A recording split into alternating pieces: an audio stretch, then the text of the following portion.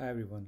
So today I'm going to work on a data scraper program where I'm going to extract data from a website, and here I'm going to use a couple of Python packages like request and BeautifulSoup. So the website from where I'm going to extract the data from is Craigslist.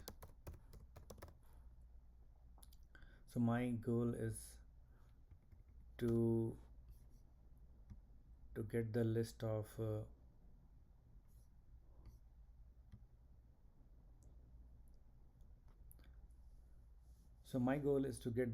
all the posting on the houses which are available for rent or to buy.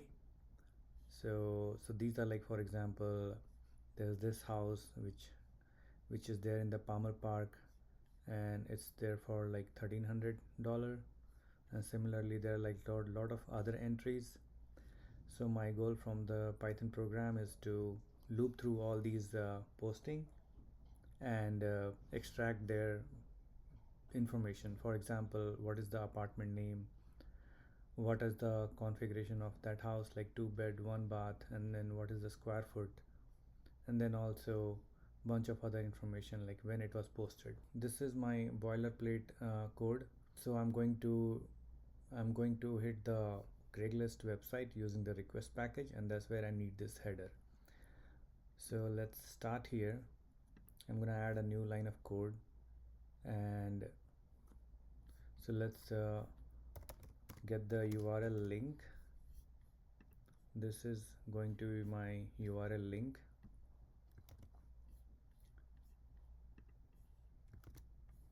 Alright, now I'm going to import two packages. One is import request and the other one is BeautifulSoup from BS4.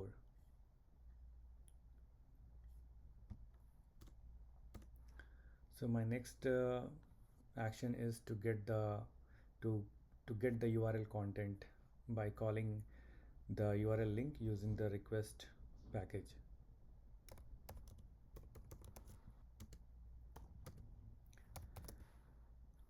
So here you can see that the Colab AI is already recommending me what is the syntax I'm supposed to write, which is like pretty correct in terms of what I'm thinking of writing. So I'll just press tab. Okay, so URL is for this variable and headers is for the variable which we started with. And then in the second line we are going to call, so this line basically calls the URL, and in the second line we are parsing the URL content which we got in this response variable into the HTML parser tree. So basically it converts and keep it as a list of HTML tag in the soup variable. But before we do that, let's look at the response. What does it look like? So this is the raw response.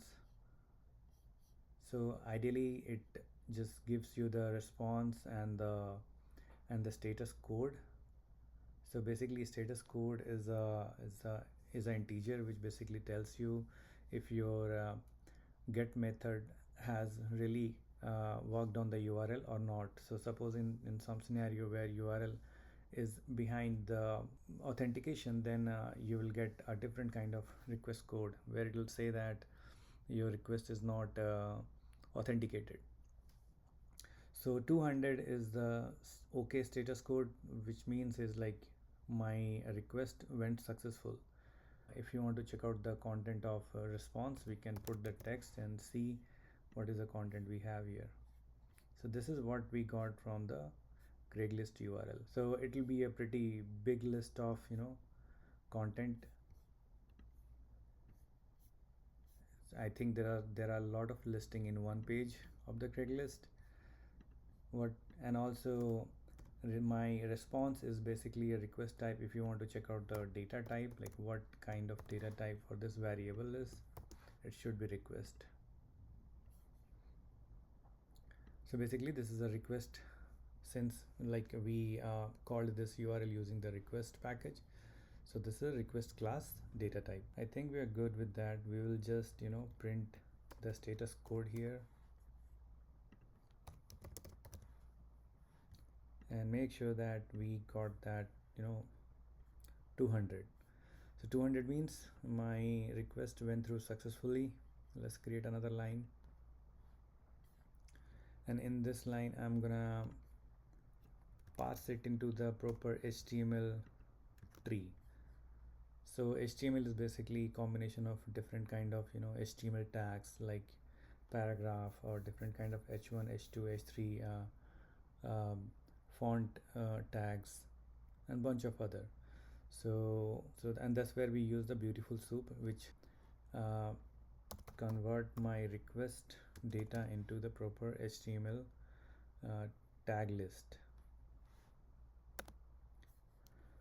All right, so soup is BeautifulSoup data type, and let's print soup.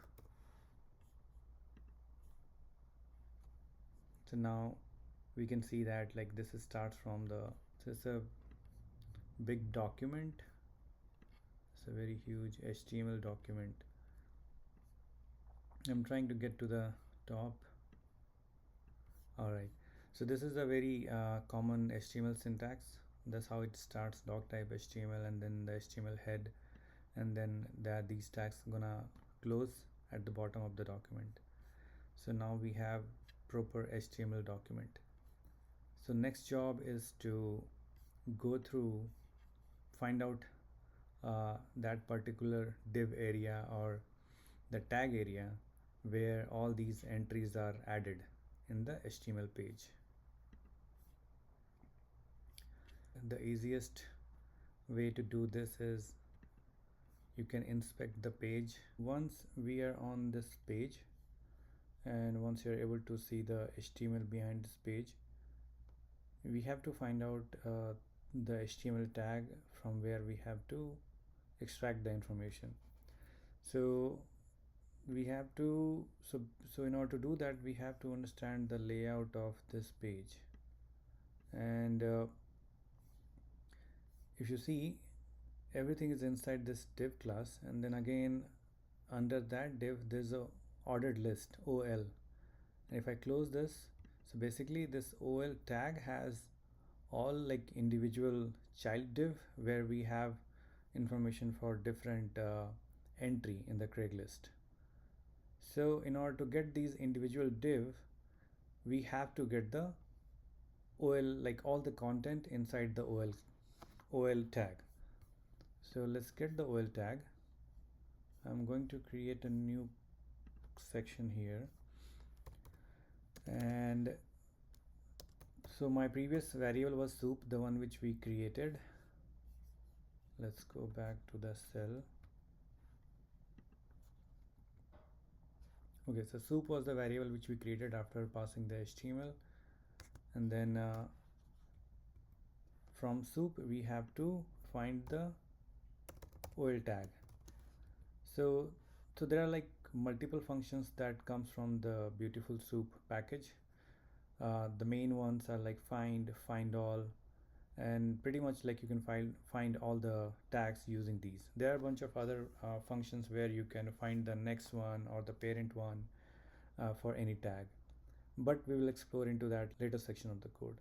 So let's first capture all the HTML tag information inside the OL tag. So this should fetch that. Let's print out the OL. Alright, so now we can see the entry. Let's go to the top in this page. Let's pick the cursor. There are so many entries into one page. Okay, so I have all the content inside the OL. There are a bunch of information, for example, studio apartment. These are, I think, the search which was showing on top here. So now we have to extract the information from this place. So if you see all the li class, they have the, sorry for that. So now if you see all the li class, they have the same class name, cl static search result. This one has the same class name, then again this one has the same class name. So basically these are individual li inside the OL where we have our apartment information. So now we are going to extract all the li from inside the OL with this class name. So my next syntax is gonna look like, I'm trying to find all the li's, so I'll name my variable accordingly, and this I'm picking it, and this li information I'm picking from the OL variable. So I'm going to use the find, and here I'm going to use the find all because I don't want to just get one li or the first li with this class name. We have to get all the li with this class name. So that's why the find all. And here we are looking for the li tag, and class name is this. So we give with the underscore inside the class parameter because it's a class. Let's print all li here and see what it gives us. So I'm gonna go down a little bit and go to the top to see if I have captured all the li. And okay, so now this looks good. So this is basically a list of the li tags. So for example, from here to here this is one entry, and then from here to here this is one entry. Likewise, like if you scroll down, there are so many entries. So I think we have all the individual li inside this inside this URL. So for let's and we don't want to display like all the li's. If we just want to check for the few, we can just put the range, like show me the first three li information. So this one, Woodley Park, is the first one, and the Hyatville is the second one. So basically 0 to 2 is it will only show 2 entry from 0 until 2, but not including the 2. So in my opinion, I think this is the hardest part, to locate where your elements are, and also which tag you have to pick up the data from or pick up the child tag from.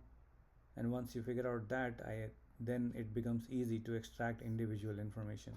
So for example, in the next phase of the code, what we are going to do is we are going to pick up the title of this posting, and then detail. So inside the detail we have price information, location information, and that's it.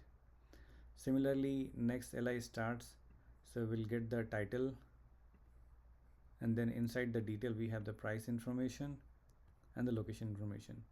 So overall we are going to extract three information: what is the title of the posting, what the price of that posting, and then what's the location.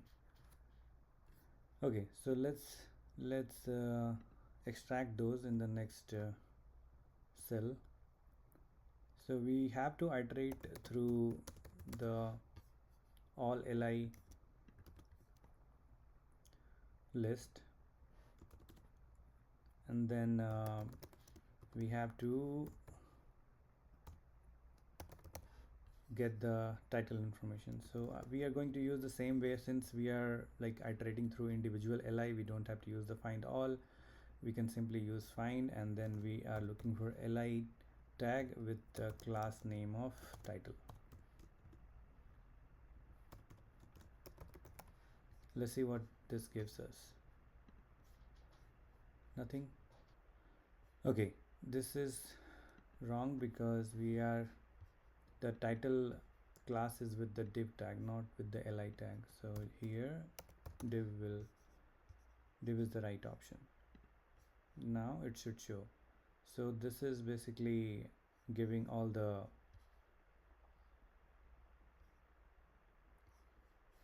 title information. But this is still showing up with the tag, but we just want the information. So in order to do that, we can use the text attribute, and that should give us all these entries. And to make it look better, what we can do is we can show the number as well, like how many entries are there, and so that way we will know that total how many postings are there in that page.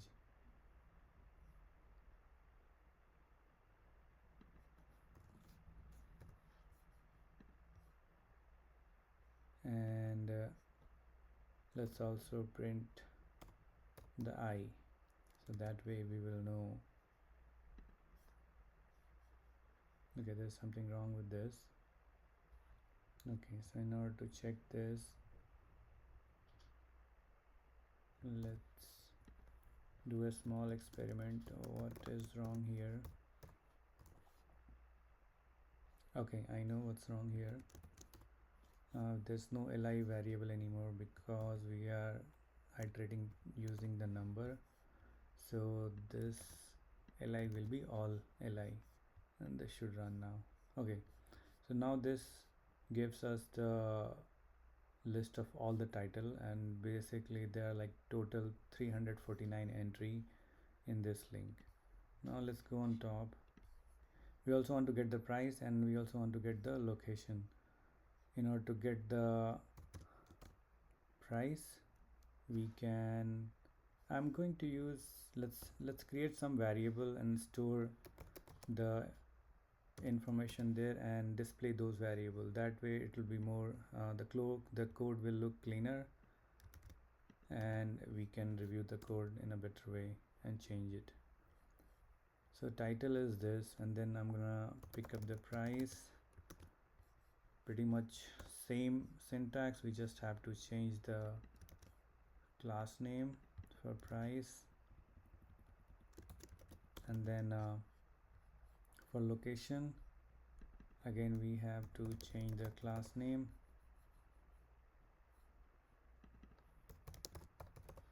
Now we can show these variable, and the code looks much better now.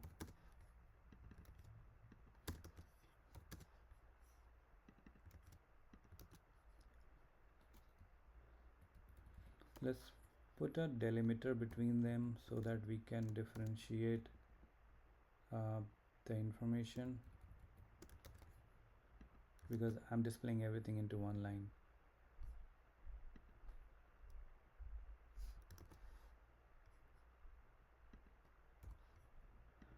Okay, now let's see.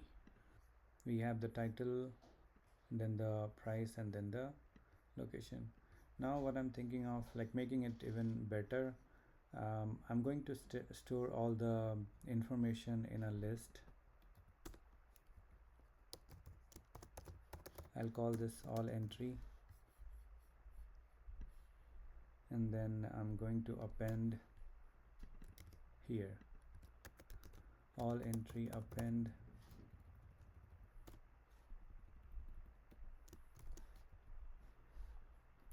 and this, since we are storing multiple information, like there are 3 information we are storing for each of the li, it's going to be list of list.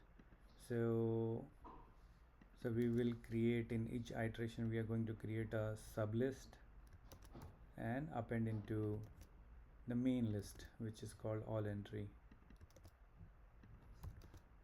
Alright, so this looks good, and at the end we will just display first few entries, like first 2 entry, and that will tell us that how many, like if my data capture was correct or not. Okay,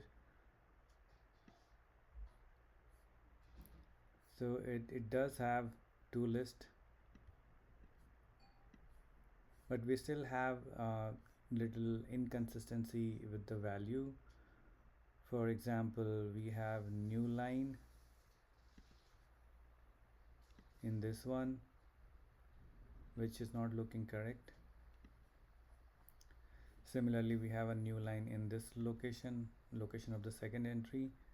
So in order to clean that, we can use additional one more function on top of it, which will strip anything before and after the content, text content. Let's see if this looks good or not. Okay, so now Woodley Park is looking good, even the next location from the second entry. Okay, so this is, and we can also, in the next code, we can see total how many entry we captured from this page by using this function. So we captured around like 350 entries. Yeah, so this is a very basic example of capturing or extracting data from any web URL. Um, we can even extend this use case to next level. For example, there are like so many pages here, you can see. So if I try to go on the second page, you see the URL is changing to 1, and if I go to the third page, the URL is changing to 2. So likewise, we can also, in our program, we can change the page number. If we go on top, we have this URL where if we change the page number, we can literally capture all the entry. Okay, so now let's look at the BeautifulSoup documentation and check out what all other function we have there. So maybe in one of my next video, I'm going to use a bunch of new functions, and we can do some more complicated data extraction work.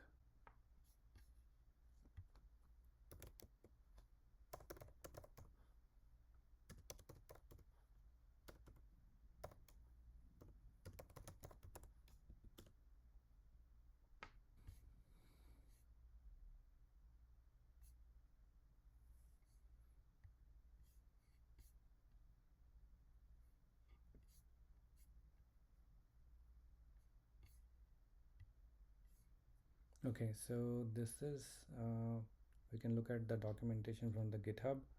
So these are the list of different functions which we can use, like for example find all, find, we use these two in our program. And then there is a find parent or find parents. Similarly, there's a way to find siblings. If there are two similar tags, they are in parallel with each other, that means like they are at the same hierarchy level in the HTML tree, then we can fetch that using this function. Yeah, so that's pretty much it for this video. Please like and subscribe if you like the video.